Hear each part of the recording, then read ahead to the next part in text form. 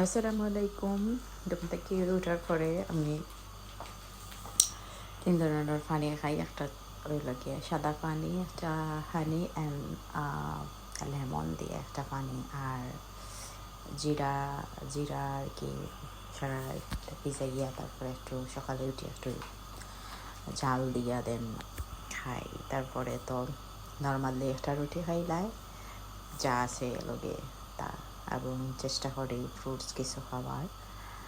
So healthy breakfast খুব important প্রতিটা মানুষের লাগে। সো চেষ্টা করবা হেলদি ব্রেকফাস্ট করার, যতটুকু থাকে আপনার কাছে ততটুকু দিয়ে চেষ্টা করবা। সো আমি চেষ্টা করি অ্যাপেল, তারপরে যদি লন্ডন তো প্রায়ই পাওয়া যায় ওয়াটারমেলন, বিভিন্ন ধরনের ওয়াটারমেলন আছে। সো এটা খাইলাম, তারপরে শসা রেগুলার